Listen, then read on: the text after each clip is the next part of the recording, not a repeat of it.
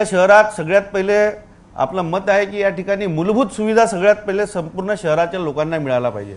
पाणी मिळालं पाहिजे, रस्ते मिळाले पाहिजे आणि या दोन संस्थेमुळे या शहराच्या संपूर्ण जनतेचे पूर्ण हाल होत आहे, प्रॉब्लेम होत आहे। आणि म्हणून या ठिकाणी आपल्या शहरात खऱ्या अर्थाने संपूर्ण मूलभूत सुविधा जर भेटेल तर एकच संस्था या ठिकाणी आपल्या शहरात राहायला पाहिजे।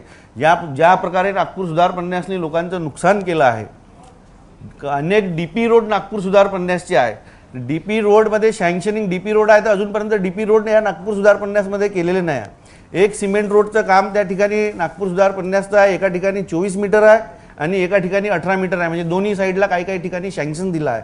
अशा प्रकारचा घोळ नागपूर सुधार प्रन्यासच्या माध्यमातून झाला आहे। खऱ्या अर्थाने मूलभूत सुविधा देण्याचं काम पहिले मूलभूत सुविधा नागरिकांना मिळाले पाहिजे, या शहराला मिळेल त्यासाठी एकच संस्था या शहरात राहायला पाहिजे आणि ते म्हणजे नागपूर महानगरपालिका। या ठिकाणी पुन्हा दुसऱ्या महानगरपालिकेप्रमाणे जी वाहतूक व्यवस्था आहे त्या वाहतूक व्यवस्था स्वतः मुंबई महानगरपालिका, पुणे महानगरपालिका वाहतूक व्यवस्था स्वतः चालवते, परंतु आपल्या इथं मात्र वाहतूक व्यवस्था एक कॉन्ट्रॅक्टर चालवत होता। परंतु आम्ही आमच्या पक्षातर्फे हे निवेदनही दिलं आहे की आपली वाहतूक व्यवस्था ही आपल्या स्वतः महानगरपालिकेने चालवायला पाहिजे।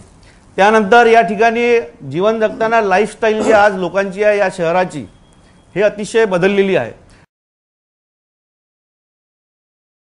आणि त्यामुळे आरोग्याचा मोठा प्रश्न या आपल्या नागपूर शहराच्या जनतेला आहे।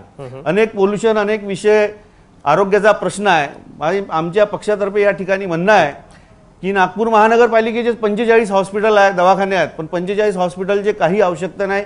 चांगल्या उत्तम प्रकारच्या दवाई आहेत पण त्या ठिकाणी कोणीही दवाई घ्यायला जात नाही। 2 रुपयाचा जो धर्मार्थ दवाखाना आहे स्लम भागातला त्या ठिकाणी गर्दी आहे, पण महानगरपालिकेच्या हॉस्पिटलमध्ये गर्दी नाही आहे। म्हणून 6 विधानसभा आपल्या शहरात आहे, 6 विधानसभा ठिकाणी 6 हॉस्पिटल या आपल्या शहरात बनले पाहिजे असं या ठिकाणी मत आहे।